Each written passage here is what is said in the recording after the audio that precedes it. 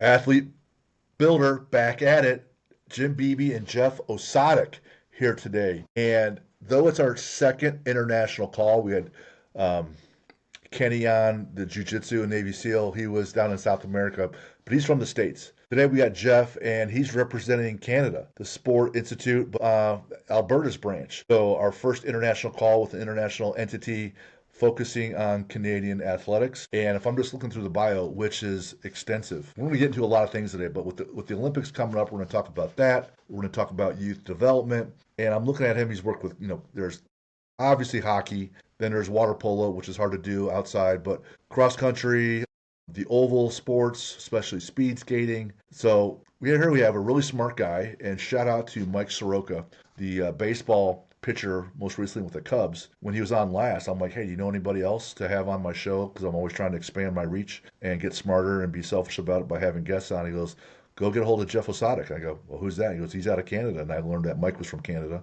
And apparently Jeff started working with Mike when Mike was still in high school. And he went right from high school to the minor leagues and then the big leagues in baseball. So shout out Mike Soroka and Canada for having Jeff Osadec here today out of Alberta. Man, thanks for coming on the show. Thanks for getting a hold of me. I really do appreciate the shout out from Mike. Long term, I had that kid from 17 years old all the way through his years into Atlanta, Cy Young year, where he was a runner-up.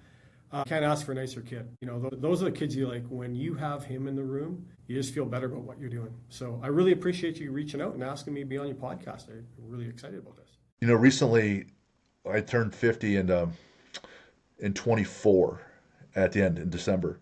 And my wife's like, where do you want to go for your 50th? I think, I want to go to Canada. And she's like, really? Where do you want? Where? I want to go to Banff. I've looked at it for a couple years. I've never been. And so this last summer in July, yeah, middle of June, we were in Canada 10 days. And Yoho and Jasper. And it turns out there's a big fire there that was there, which is really unfortunate. Yeah, But just went on, it was for my 50th. I wanted to go to Canada, and it was awesome. glad you had a good time there. Banff is beautiful. The Olympics left quite a legacy for us here. From the outdoor sports, I moved to Calgary specifically because of the opportunity. I grew up in a small town in Manitoba, and I knew I wanted to coach at some aspect. When you're in a small town in Manitoba and you're riding your bike because you're training for hockey, I would literally have farm trucks pull up going, you need a ride, just throw the bike in the back. Like, they did not get the idea of training. Training was hard work.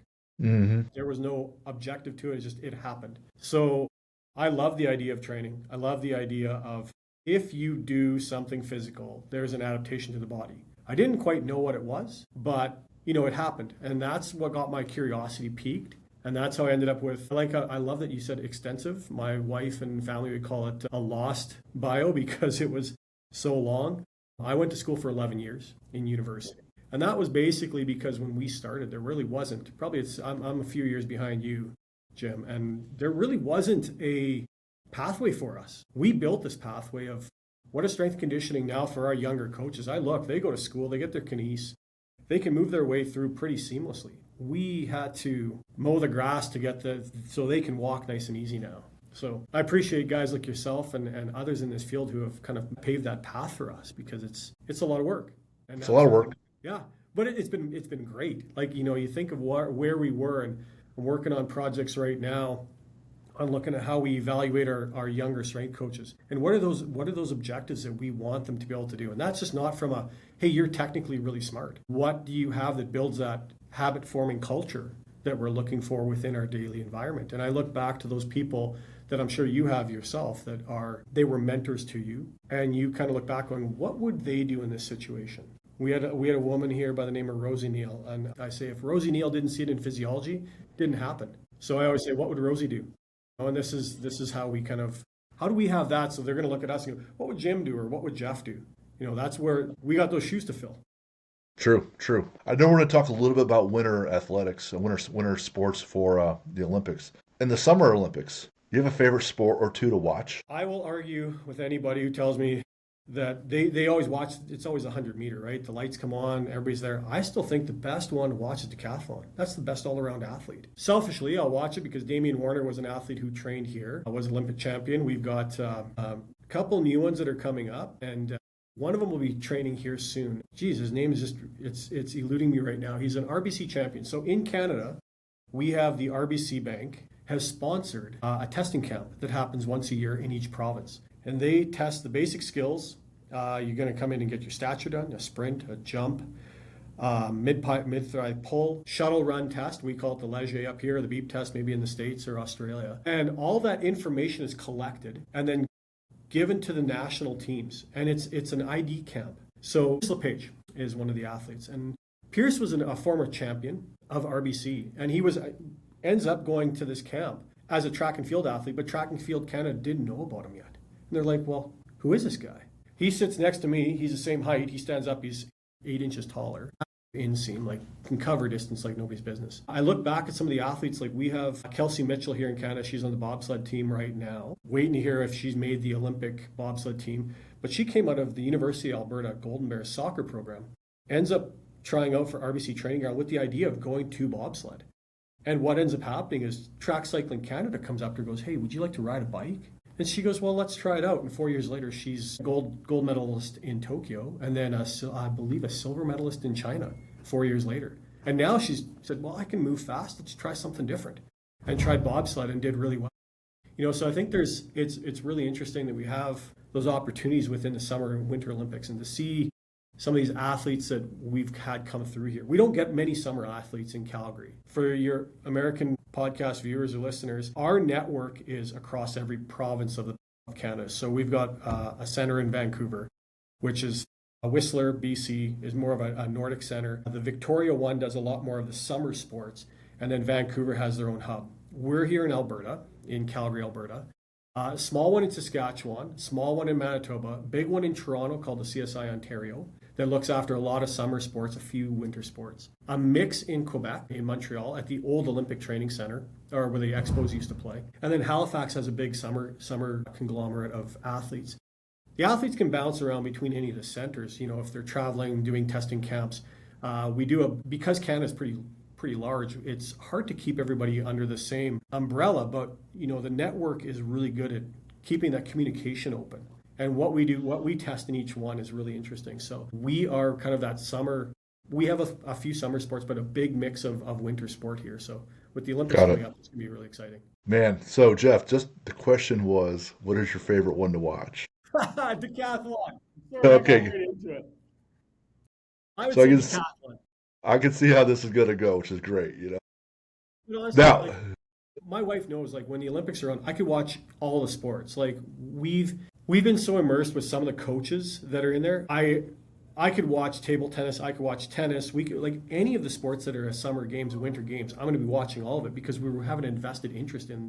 For sure. Not the people. We had kids that left our gym. So one was at the military academy. One is a rugby player for a small school, but the team was 5th in the country. He made All-Star, so now he's down in Georgia. So do we care that much about Marion University rugby? No. Do we care about 3 of our players that are on the team right now? Well, sure. So now we're going to take an interest and buy a stupid Marion rugby t-shirts. But, when you have a vested interest, obviously you're going to pay attention. As for the winter games, you can only watch one of the sports. So it's a really easy, short answer question. You only get to pick one. What's your favorite one to watch? I'd probably watch speed skating. The short track or the long track? Long track. Long track. What I love about the long track, and then there's the cross-country skiing. I've never seen people have to suffer on film so much. And when those people who are rail thin, then there's a slight incline on that cross-country skiing. It's usually some team from Norway that wins it, Or when these people, they're all long-legged creatures with these thighs the size of my waist, right, on the speed track. And they're just going full tilt, right? There's no, hey, man, try a little harder, extra gear in the tank. They're already blown past their nervous system limit. Put it all out there, and it comes down to a hair of a second, to determine the winner. That's pretty fun to watch. Yeah, and that, you kind of said it best. Who can suffer the most for the longest period of time? That is it. I will say cross-country ski was one of my first sports here at the Institute. And that was one of the ones where it really put things in perspective of what we're trying to do here. I come out there as a strength coach, assistant strength coach for the women and men's team, and you're like, well, I should make them big and strong. But you realize that for the men, they're carrying that for 50 kilometers. Metabolic cost of carrying that extra mass is insurmountable when you're saying we're down to milliseconds of who's going to win. And you're like, okay, then let's figure this out. So how do you make someone really strong without putting on that mass and making sure that they can go do their sport? And I remember coming in my first day and I asked one of the athletes, I said, hey, George, did you warm up? He goes, yeah, I did. I ran here. I said, oh, like, what do you mean? He goes, 10K. Dude, I haven't ran 10K all month, and you ran here for the morning session, and you're going to do 2 today, and he's going to run both back and forth. So they put that on as training mileage. A couple of years later, I ended up going to work with biathlon, and you realize how hard that is, because not only are they now suffering, now you got to pull into that alleyway, and you're going to shoot. Get your heart rate down. Yeah, get your heart rate down. And I'm like, coach asked me one day, he goes, hey, have you ever shot a gun? I said, yeah, I grew up in a small town, Manitoba. We shot guns all the time. He goes, well, here, it gives me a 22. I go to shoot, and I'm standing up, and I'm like, no, not hitting a single thing. You go lay prone, and even where your feet are, they got to splay out so you can get your hips down so you're not angled up. And I hold my breath. Now your heart rate's doing this. Then you start breathing. You're like, I may as well throw rocks. And these people come in and do this. And I remember being down in Soldier Hollow, watching our team training, and one of their kids from the U.S. team, junior team, was doing laps, and he just couldn't hit. And I remember they asked him, the coach comes up, he goes, what's wrong? He goes, something's wrong with my sights. And the coach just takes his sunglasses off, grabs that gun, 6 shots in a row, and didn't miss a single one. And he goes, there's nothing wrong with your gun, go do it again. And I find out after, former military sniper, he was their shooting coach. Wow. I was like, wow. Yeah. And it just puts things in perspective of like how good these athletes are. And I always think that Bill Murray tweet where he said you should have a regular person do the event before everybody else gets out, because you start to see how good people are. You get desensitized. You think that's normal. And so you mentioned shooting. If you remember the most recent summer games, the guy that I want to say was from the Ukraine, he's standing there. I don't think he had a cigarette in his mouth, not until later. No glasses. He's sitting there with his hand in his pocket, so he's steadied. And he pulls out his gun like he's out there shooting a squirrel on his back porch that's causing a problem. And he's just lighting it up. And I'm like, oh my God, all these other people have these extra lenses around their glasses, all these things. And he is, from some outlaw Western movie. You can hear the whistle in the background, just killing it. And I'm like, who's this guy? Yeah. But and that's the thing. We look how complicated sports become. And you can go back a couple of years to the Olympic Games, where one of the athletes, it was a downhill skier, forgot her gear or lost her gear. It was something like that. She just grabbed somebody else's skis and does perfectly well. You want to talk about adversity. All these athletes, I need my skis, my boots, my what? No. Like when you're good, you're good. You're good. And these people are good. Can we talk hockey a little bit? Sure. All right. Favorite hockey movie? Oh, Slapshot. Easy. Okay. Paul Newman. What about Goon, the recent show? A little overdone, like a little bit over the top. I think because I grew up in like late 90s, I was playing hockey, and funny enough, like one of the guys who was an extra in Slapshot grew up maybe an hour away from us. He goes, that was hockey back then in Canada. Like the guys fighting, dropping the sticks, the ridiculousness of it when you watch it now, like that was reality. But great, like overall good movie. What about the show Letterkenny when they're talking about hockey and playing hockey there too? Well, Letterkenny's good when they're talking about hockey, but if you go to Shoresy, yeah, I think I grew up with 90% of those guys. They are mannerisms, the way they talk, the way they right. Not much different. We kind of laugh about it here in Canada because we're like, it's not a movie, it's not a show, it's a documentary. Wow. Yeah. And one of my guys, Zach Godowski, is from Canada, around Calgary, and so this show comes on. He goes. And my wife finds it, goes, hey, we should watch this. So I watch a couple episodes and I text him and go, hey, what's going on here? Is this real the deal? He goes, Jim, that is the deal. Yeah. That is the deal. I'm like, no kidding. So, obviously, most of the world, the number one sport's going to be soccer or football, right? And everything's also like money or geography dependent. It doesn't take a lot of money to get one soccer ball and just run around and play. In the country club world, yeah, you're going to have more tennis courts and golf. Okay, fine.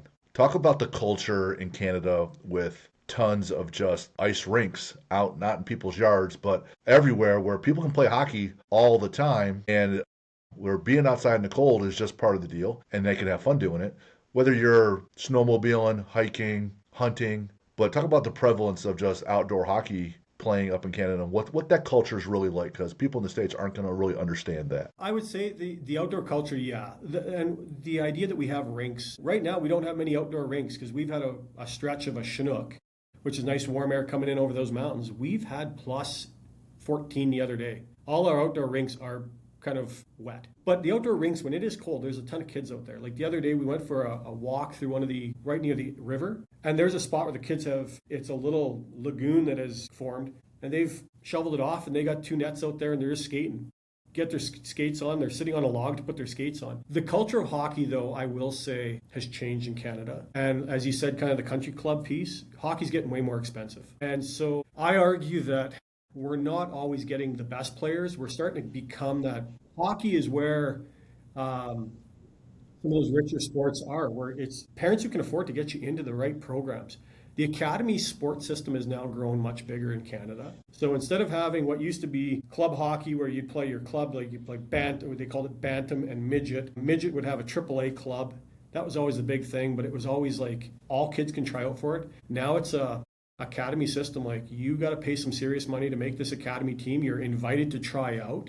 And then when you come on, there's fees. And you start thinking about the cost of skates, the cost of sticks. Sticks are being bought with insurance now because in case they don't last long enough. Man, when I was a hockey player, I was a goalie. A goalie stick would cost me $60. Now you're looking at $400. So it's cost prohibitive for some of these goalies to come in when you're going through 5-6 sticks a year. Oh my gosh. Yeah, so like it's changed, and I would say we still get good hockey players because the plethora of kids that are playing. I just question: are we getting the best players at the right ages? Are we getting them in the right programs? Is there enough support for these programs? Because cost becomes an issue. It sounds like it's a bit of Keanu Reeves in The Matrix, where you get kind of plucked from your pod at an early age to say, hey, based on your height and weight and money, you might get to play. And you wrote down here about playing your own sport, and hockey was one you kind of gravitated towards. And I love this line from you. I was fortunate enough to have a cup of coffee with a university team. From playing your whole life growing up, and then you see college hockey at a higher level. Even the worst college teams, those people that are on those teams are the best in their province growing up, etc. So what was your holy shit, I'm now around some big boys here. This is a whole new animal. They're not even playing the same sport that I'm playing. I think it hit me probably a year I was 18. So one of my jobs growing up was to travel across Canada and teach a goalie-specific school. We teach kids how to play goal. A friend of mine was fortunate enough to go over and learn all this from Vladislav Tretiak. They brought it back to Canada. It kind of grew from there. I attended the school as an athlete. And then as I grew up and excelled in hockey, they allowed me to come out and be an instructor. And that summer, right before I was supposed to try out for junior, whole different podcast. Trying out for junior, I look down the dressing room, and there's this giant individual there, and I look over, and he's got on a huge ring. This is before they were the rings they are now, but it was a Stanley Cup winning ring. It was Lyle Oldline, who just won the Cup in 1993 with Montreal Canadiens. So I went to skate with all these guys who were pro players because a friend of mine says, hey, Jeff, we need another goalie. Can you come out? I was like, yeah, no problem. I was all excited. I get in the net, standing there for warm-up. Lyle Oldline takes a slap shot and rips my glove clean off. I'm looking at behind the net, and I'm like, oh, man. I'm in trouble. And like the speed, when you start to see the speed of these guys and just how good they are. And I'll never forget that we had Jared Stoll, used to play for the LA Kings. He was a guy that lived in Yorkton, Saskatchewan, come shoot for us. And I asked Jared one day, we're like, hey, we're doing wraparounds. Can you get a couple wraparounds for the goalies? He goes, yeah, no problem.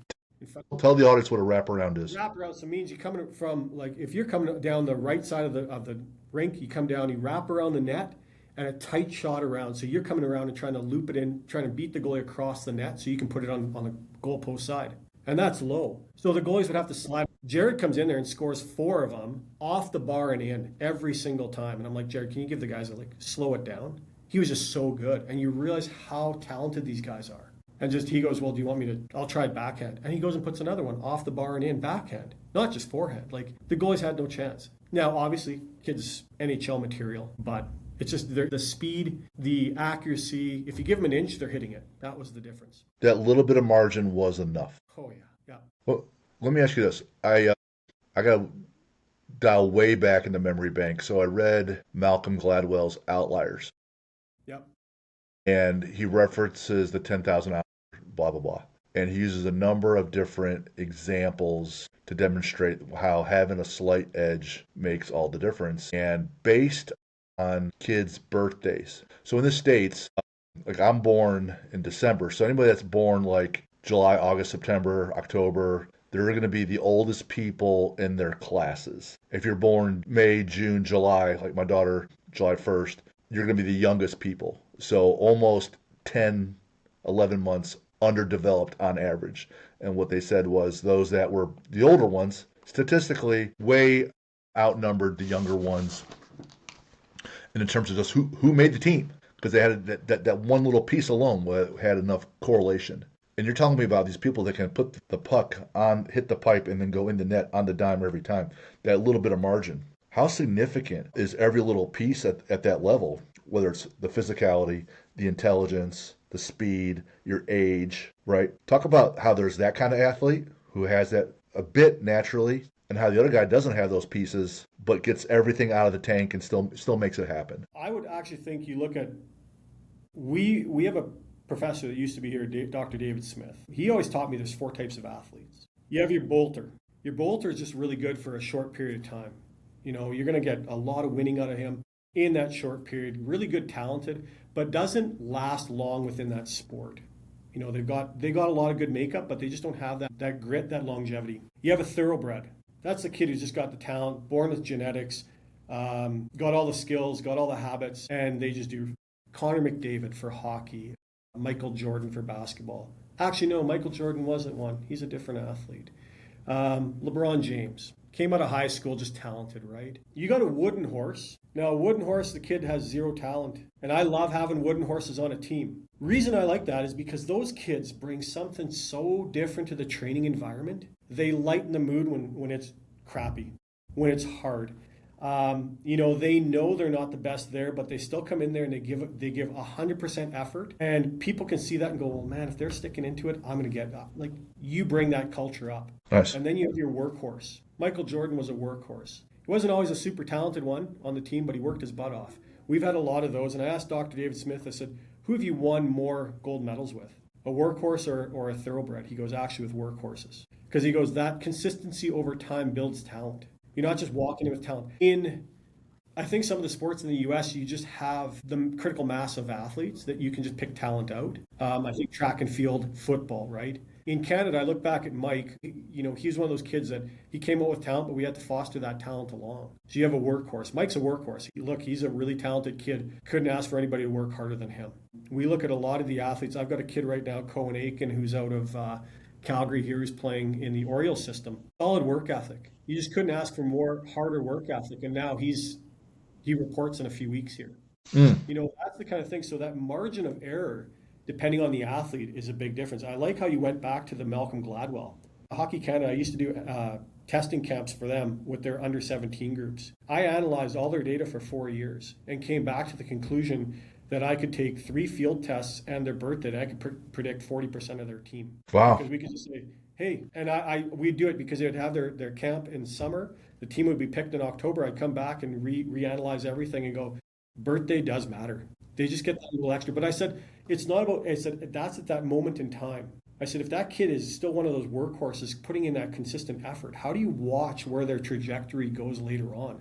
Because you don't want to just, well, that kid's not in our talent pool right now. Yeah, but could he be in your talent pool later on? You don't lose sight of those kids. And that's the ones we want to find out later on, because who are those outliers, like Malcolm Gladwell said? What is in the water in Calgary before it's frozen? Meaning, it looks like there's a history of coaches and individuals that come out of Calgary that are just studs in the athletic world. And you mentioned that here, and I'm like, so I'm looking this up. I'm like, yeah, there's a ton of people from Calgary that are just, right, just everywhere. Like, what's going on?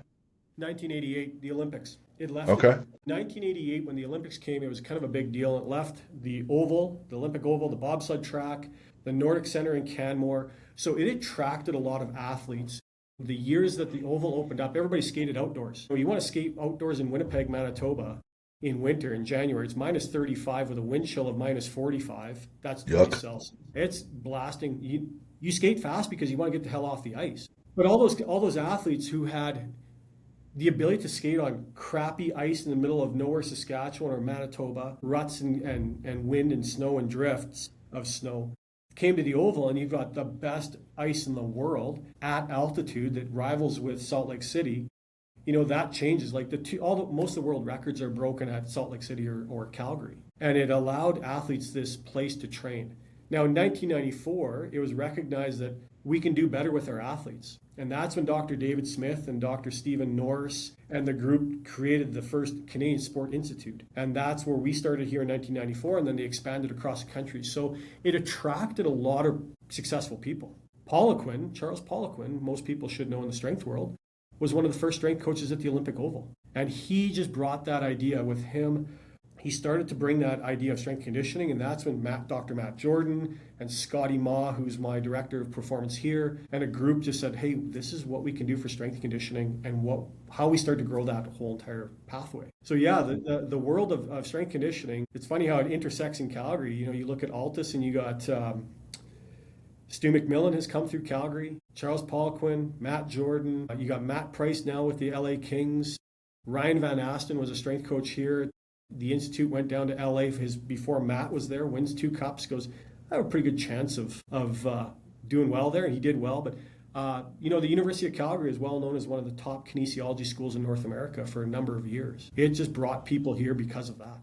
They say, you want to see what your future looks like, show me the 5 people you hang out with the most. If you want to see what the industry's future is like, and you have the 5 to 8 to 10 of those folks all working together, it's going to be pretty easy to say, they're doing some really, really big things there. You mentioned this one component about they want to get off the ice quickly because of how cold it is, or they're on, rough ice, which creates friction, so you can be a little bit slower, and it's harder to be as aggressive. Cannot for the life of me remember the book. It could have been Outliers as well. This guy was playing cricket as a kid, and on the side of his house was, they were dirt poor, so there was a corrugated metal, which has these grooves, right? And so he could practice hitting the ball in cricket, he had this little rock or a ball sometimes that he would throw against the corrugated metal. And when it hits that, you don't know, it's not coming straight back at you like in racquetball or squash, right? So then his reactions all got honed in this shitty environment, right? Or the people that are always running at altitude, like the Kenyans, right? They're going to be pretty good runners if they're always doing that. Talk about how the environment the culture molds people out of your institute, where maybe you don't have shitty ice, but you have the culture molding these folks. So to say Mike Soroka is going to be awesome at 17, 18 years old, that takes a level of maturity, but there's a culture. And people ask what's the number one asset at your company or your gym. I'm going to say it's the culture. Talk about how that culture molded people where you guys are at. We're pretty lucky because, like I said, we're in a 25,000 square foot beautiful facility. And I'll never forget the day we opened up. That was 2011. We opened up. And at that time, you had to be a national team athlete to even walk in the doors. You had to be wearing Under Armour because we were sponsored at the time. There was no cell phones on the floor. It was just it was high performance culture. And there was expectations. And we had to have our shirts on and buttoned up. And I was like, oh my God, we like to be a little more relaxed than this. But I remember one of the athletes looking at me one day and saying, wow, he was a development athlete. He goes, well, only the high performance athletes, the national team guys get to go in there. And he points at our gym. I said, hey, you know that old beat up building across the road where we used to lift? The weights over there weigh the same as they do over here. And there's more gold medals built out of that building than this one. And it's not, I wouldn't say it's the building itself, people that are in it that build that culture. And that's where the respect, because in Canada, our athletes are funded, but they're not funded extremely well. They all have part-time jobs. They're all hoping for extra, funding from partners, or they're getting sponsorships. So Mike always did really love the idea when he came in here. I'll never forget, he came in right after being a Cy Young runner-up, and he started the All-Star game. And he comes in that off season, he walks in, and one of our interns is there, and he goes, hey, I'm Mike. And this young intern goes, hi, I'm Abby. And Abby goes, what sport do you play? And Mike goes, I play baseball. And Abby just sits back at this, goes, you any good? Boy. And Mike goes, yeah, I'm pretty good. And the bobsled team is sitting behind, and the bobsled team is like this with their hands. And we're looking at her like, Abby, is he any good? And they're like, yep. And Mike looks back and said, hey, man, sorry about that. He goes, no. He goes, I appreciate that, because he goes, everybody in this building is good at something, and they respect that. And there was interactions between them. It was the connections that people make that we come in here, what we call that kind of habit building culture, where you're coming in to do hard work. You know it's not going to be easy. Everybody is mutually good at something in their sport. And there's a camaraderie around that. So that's what builds this place. And we've had really good strength coaches here that get along as a team. We're not individual. Yes, we're individual contractors, but we meet all the time. We're looking at each other's programs. It's not my athletes, your athletes, it's our athletes. So there could be days where I've got the track running and I'm bringing my coworker Quinn Sekulich in saying, Quinn, can you look after their track stuff today? You're better at this than I am. I can't be the Swiss Army knife to everybody. I'm really good at certain things in the world that maybe Quinn isn't good at. He's way better at track and field. I want my athletes seeing the best of the best. So then we can interact like that. And I think that's where people see this collaboration, and we come in over Christmas because the athletes are home for Christmas. We want to see them. We hang out with them because we spend 4 years with them every Olympic cycle. It's a family here. And that's ultimately why I like being in this place. It builds that culture of work ethic and everything else.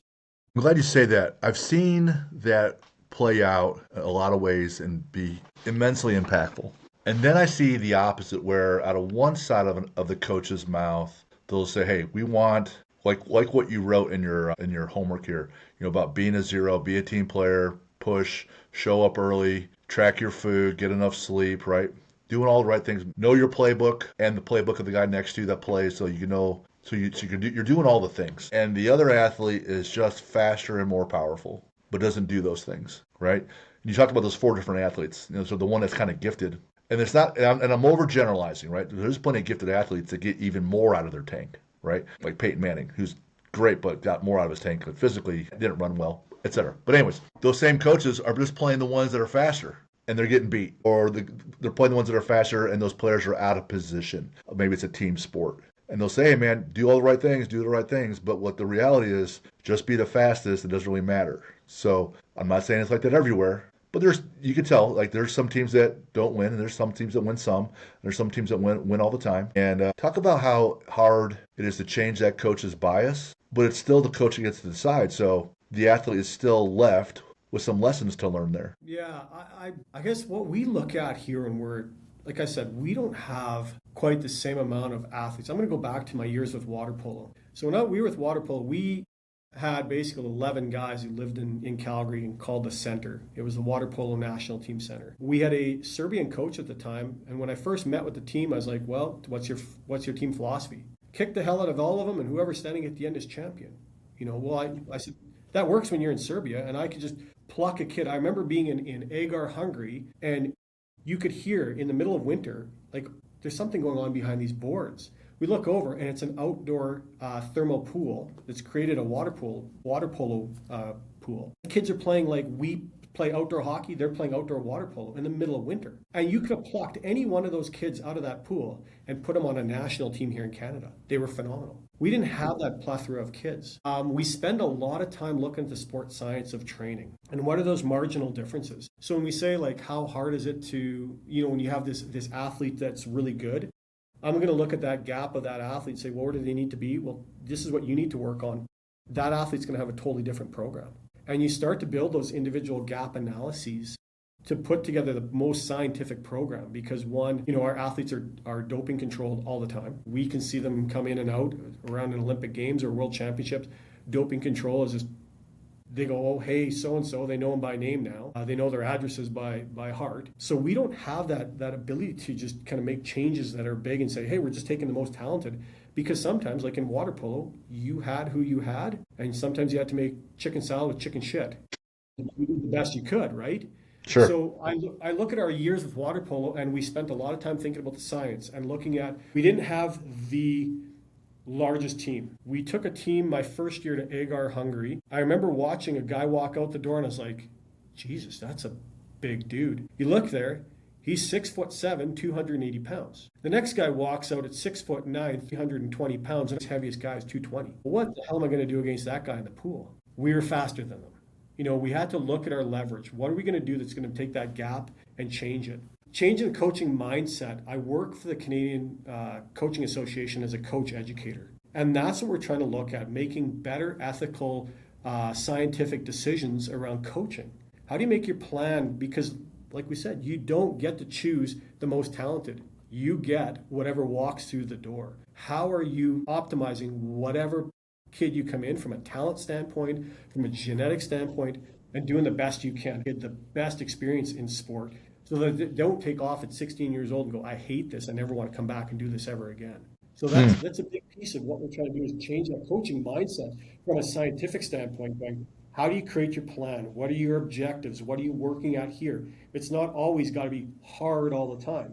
There's an ebb and flow to training for them so that they can make it enjoyable for the kids. You talked about longevity, in different athletes. I think you said it was the bolter that didn't last long. You look at the Bulgarian lifters and their methods, always working to a max multiple times a day, multiple days a week, killing the rest of the world in their sport. But by 22, 24 years old, they're out of the sport, right?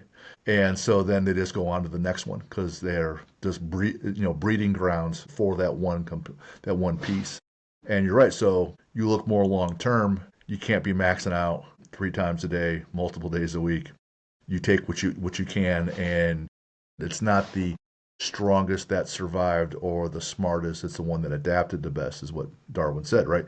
So that's what you're given, and you're thinking more than just a few inches in front of your face. Then you got to make some different adjustments and just simply coach differently. You mentioned that one of your keys to success is doing the basics, right? Everyone talks about the fundamentals, but then you wrote here, first, you also wrote it in all caps, and then you wrote the adjective savagely well, or I'm sorry, adverb, right? Doing the basics savagely well. And can you give us one or two, whether it's training, nutrition, recovery, whatever, of the basics done savagely well, where, hey, you know what? I'm a 16-year-old kid. I'm going to be with you for 3 years and whatever sport. We'll say something fun. We'll say luge, because it's kamikaze work, right? So you have to be kind of a insane person, nut. And so talk about some of the basics done savagely well in your mind. I guess I look at it, I wish I could coin that term, but that was a friend of mine, Underwood, who's the vice president of methodology for Exos. He uses that term all the time. When I say doing the basics savagely well, I always start with a pyramid of look, your rest and recovery is important. The second one up from that rest and recovery is nutrition, hydration. And if you can't get those 4 correct, I don't care what you do at the top. All these kids going, I want the best training program. I said, I can walk into this gym, I can grab an Olympic training program for any sport you want, and I can give that to you. It doesn't mean it's going to work, because you're not looking after your rest, you're not looking after your recovery, you are overscheduled, you are skipping meals. You come back and tell me, I want to know about the best supplement, but you haven't eaten breakfast. Don't tell me about supplements until you come back and say, hey, I've got my breakfast in. And that's not just some sugary cereal. I'm eating what I can. It doesn't have to be bacon and eggs. It has to be your macros have to be there. You have to be putting in the effort. I'm coming to session with water. I'm coming to session with a snack. I've got kids that come in, for the longest time in our freestyle world, freestyle skiing, it took us about 5 years to convince them that they needed to have laces on their damn shoes because they wore Vans every day. And we finally got this culture change. We said the basics. Come in for training. Listen to the plan. I don't want to just be authoritarian and say, listen to my plan. It's my plan or no plan. I do want that reciprocal questions. I want you to understand the plan. Because like you said, there is a long system in this. Not to say that we're going to get everything 100% correct, but we're on the right path. And I want this to be a collaborative approach so that the kids can come through and say, hey, I know my training. I'm taking this day off. I'm learning about myself. At some point in time when we're training these kids, you and I are not going to be there. Are they making those elite habits on their own? Are they making those decisions that are going to lead them closer to their goal? And I think doing the basics of, I put my phone down.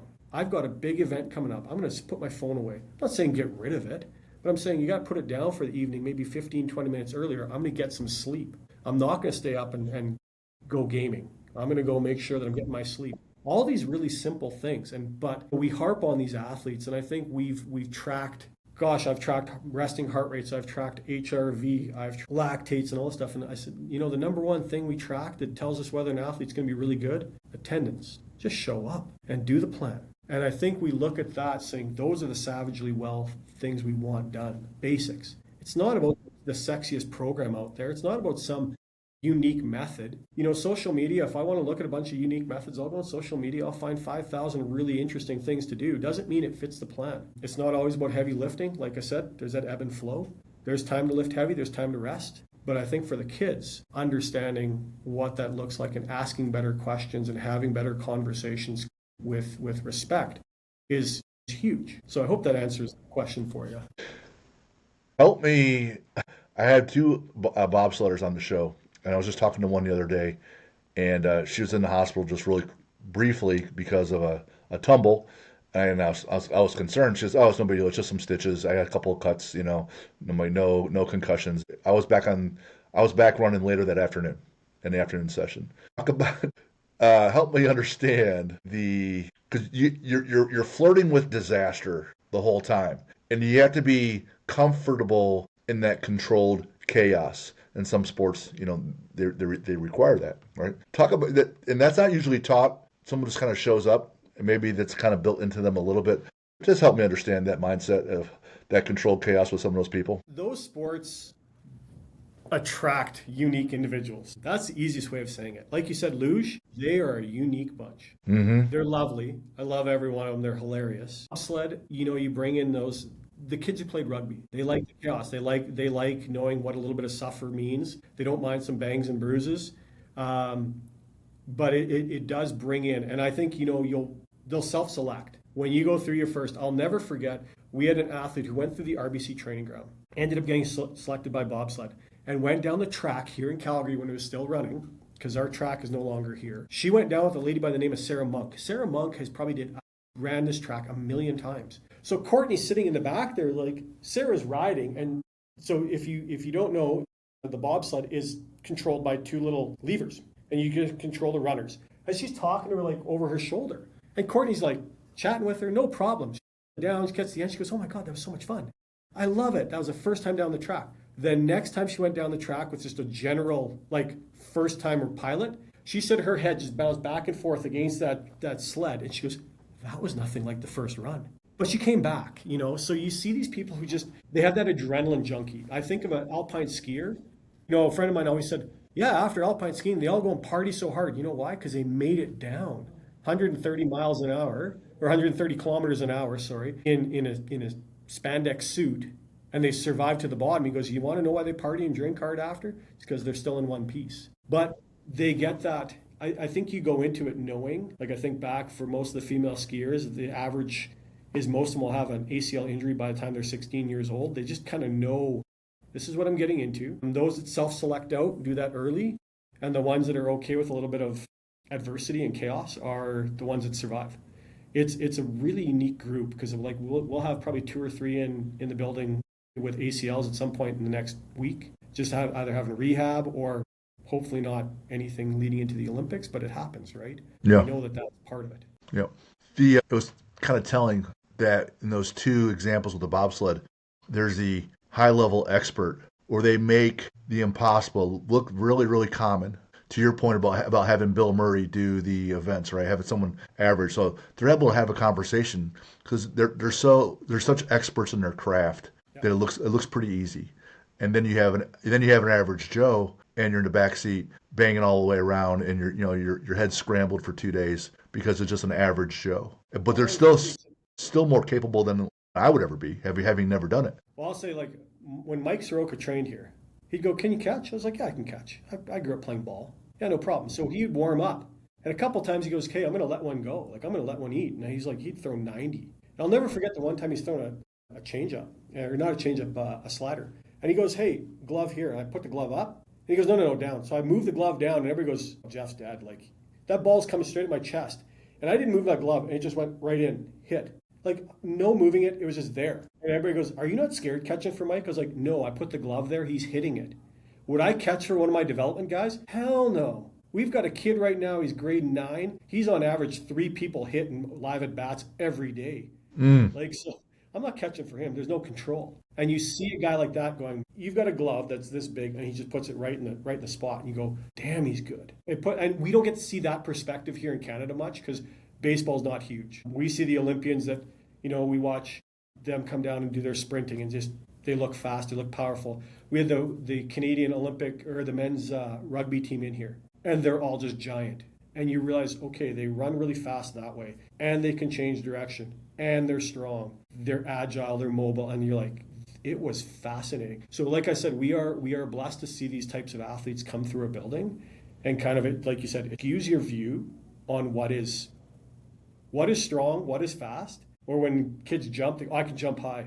Yeah, you can, but I've seen high. I've Yeah, seen strong. sure. I've seen fast. My wife and I, we were asked to come to one of the Preachy Speed Schools, which is like a franchise down in the States, and they were holding a combine, like the NFL combine, but they were looking for just raw speed and power. And based on how that combine went, some of those kids or folks were going to be pushed to Winter Olympics with the bobsled and the luge and skeleton, I think it is.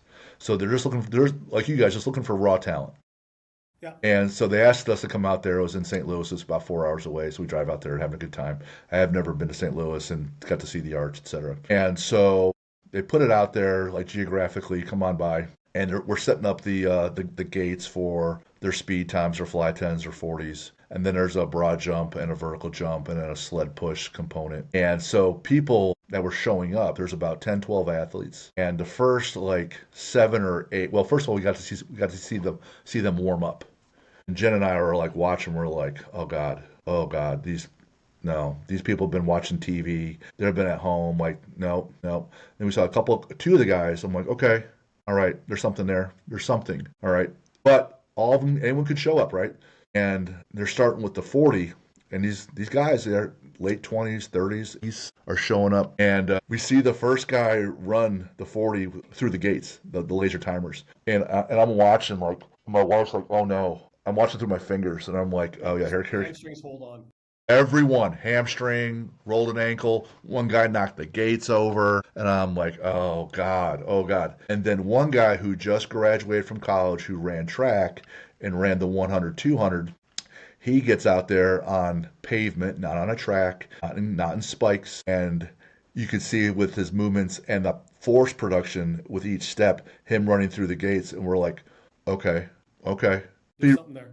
So he runs like a 4.48, something like that. I'm like, oh wow, okay, athlete. And then his vertical was like 38, inches, and we're like, so to the other guys' credit, they stuck it through and went through all the battery of tests. After the first test, you're really taking your second and third attempt at the 40. I'm like, go home, man.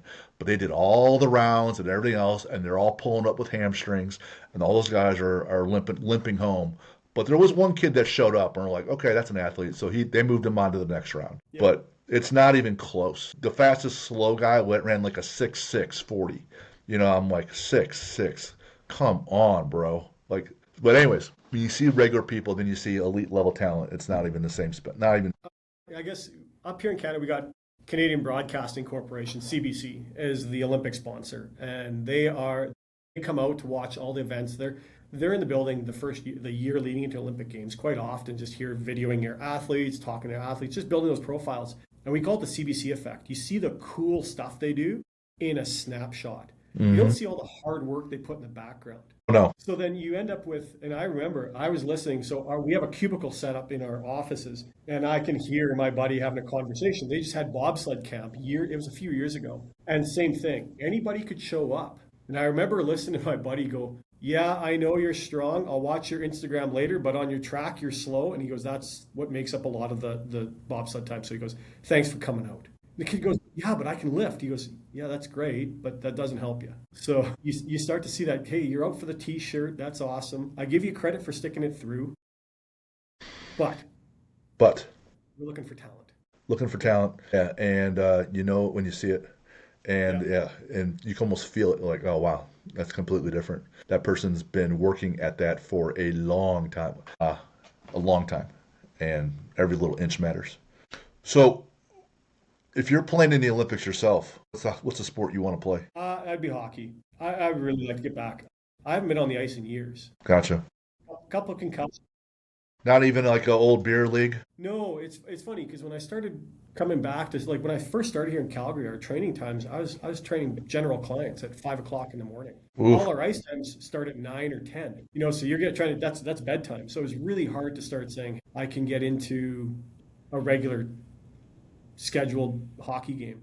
Yeah. Your system's just not set up for that goal. No, and I don't miss it anymore. Like I said, I had a cup of coffee. I sat in the stands. I took really good stats. I had a kid one time go, "Hey, you played in Brandon, Manitoba?" I was like, "Yeah." He goes, "That's where our team plays." He goes, "I bet you I have the stall because the goalie sat underneath the music box." I was like, "No, no, no, you didn't have my stall. I guarantee it." And the kid goes, "Why?" Because I sat in the stands. And he's like, "Oh." The other coaches are laughing. Oh, he goes, "Look, why'd you retire?" Because I sucked. I'm not going to hide the fact. It wasn't that great. I really like the training side of it, and I really excelled at that side. If and when you're lifting, what's something you like to listen to? Mike Soroka's playlist. He sends it to me every year. It's a lot of heavy, a lot of Alter Bridge, a lot of Creed now. There's Metallica. I create a playlist. So I work at a high school. We do a sports performance program out of a high school, but that will help support that. And every class that comes in, I said, "What's your walkout music?" And every class has to submit a walkout playlist. So it's just I kind of let those roll. It keeps me grounded to the kids. That's What's fun. relevant right now? Right. It's a fun way of creating a lot of playlists. There's a lot of shitty music on there. I'll give it that much. Some of them are pretty funny, but they say like, "What's the purpose behind your playlist? Why do you like that one song?" The reason but so we have 250 kids in the program, and there's 6 playlists that are pretty solid for us. Awesome. I know you've been well traveled. For just you and your wife, where's a place you guys would like to go you haven't been yet? Oh, I'd love to go to Italy. I'm a foodie. I Okay. would eat my way from north with all the meats and potatoes down to the south with seafood and all the wine in between. Attaboy. What's a good sports movie you like to watch? Sports movie? Oh, Major League if it's on. Hilarious. My heart, because I'm from Cleveland. So, oh my gosh. Thanks. It is kind of ridiculous, but it's so much fun. Yes, yes. I look like a banker in this. What's favorite sport to watch? Is it hockey? Depending on the season, I'll watch hockey in the winter, baseball in the summer. Favorite athlete, either alive or dead, doesn't matter to watch. Bo Jackson. Mm, Like, guy could do anything. It's anything. fascinating to watch. And I still think the kids nowadays really get, we grew up in a good era. We got to watch Jordan play. We got to watch Bo Jackson play. And I don't think the kids nowadays have any sense of what an event it was when Tyson was going to fight. Right. Like Yes. the buzz, Yes. the Bo Jackson, I think it'd be fun to watch him go again and just chat with him. One of the guys I just had on the show, he played football at an NAIA school, so not like D1 or 2, but Mhm. did that for 4 years. But one year, his freshman year, he did baseball as well. And he goes, I had no idea how painful doing a workout for football and then one for baseball and living that life. I lasted almost 12 months, but I was sick every month. Yeah. My whole body's breaking down all the time. And then he goes, and I go, then you see someone like Bo Jackson or Deion Sanders that play both sports when only 7% of high school kids play in college in the States, and 2% play at the D1 level. So then to be a starter and then be awesome and then get drafted in the NFL and drafted in the MLB, that percentage is not even statistically, significant. You're not even a Yeah. rounding it. You're not even a rounding error. You're so rare. Do we ever see one of those athletes ever again? No, mm-mm. Like I don't think so. We Right. don't. Like they were those unicorns. You have a good book for us? I always read Alchemist. Oh, I think I have that, but I don't. It's in my queue. Yeah, The Alchemist is one, and I have gifted probably 20 plus copies of that book to younger strength coaches, with the Awesome. caveat that they have to thank someone who's helped them along the way. Nice. We had a Marine on who was also a pageant winner and also a softball player in college, and she went bobsled as well. And she wrote this little kid's book on how to, build yourself up and have confidence. And she's like, "Yeah, I'll be on anyone's podcast, but you must buy the book and give it to either a library or to a kid." And it's like $9 or $14. I don't know. I bought 3. It's a nice little. Hey, I'm gonna make an impact. Yeah. Favorite superhero or supervillain or one of each? Gosh, I guess they kind of go hand in hand. Lex Luthor as a supervillain and Superman for the superhero. Nice. The yin and the yang. You can't have one without the other. Yes. Need them to offset. What's your favorite lift in the gym? Clean and jerk. How I come? can break that down to any single piece of that, and I can get my whole workout done. I guess I look at it, it's a movement, so I can use that with a kettlebell, I can use dumbbells, I can use the barbell, and I've got my whole entire day covered. Nice. You got a quote for us? One workout doesn't make a season, but one workout can ruin a season. With major injury, for sure, right? Yeah, I think that's why I always tell the young guys like, hey, think about what you're doing with your workouts. There's many workouts in a year. Take your time, take the process, work your way through. You're not making your season over being at the gym. When they get all caught up going, oh, I missed a workout today, coach. That's okay.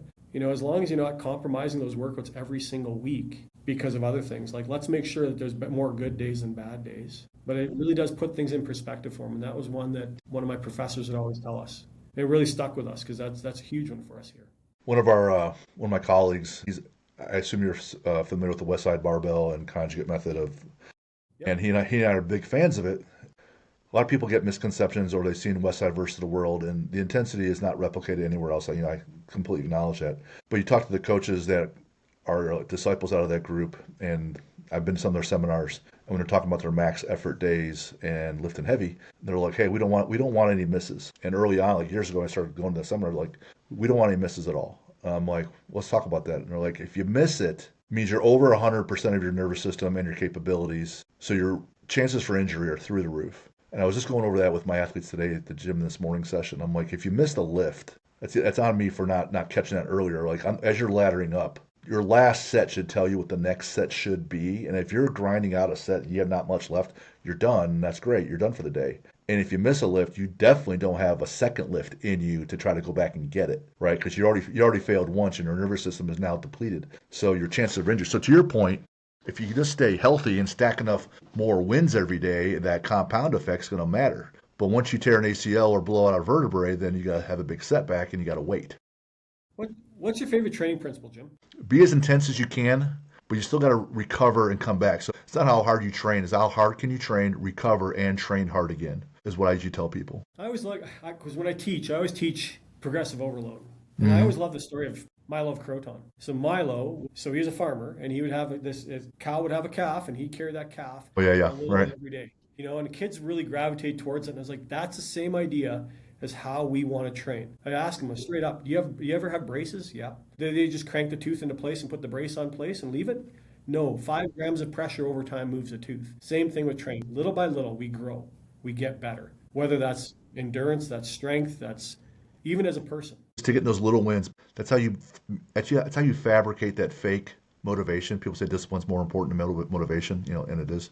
But you can build your own motivation if you know that, hey, I'm going to win the warm up today. I'm going to be on time. There's so many ways to get wins and manufacture that motivation. So, yeah, that little bit at a time and compound interest effect. And having been in a whole different life, my whole background is finance and investments. So I'm a big believer in the compound interest effect, right?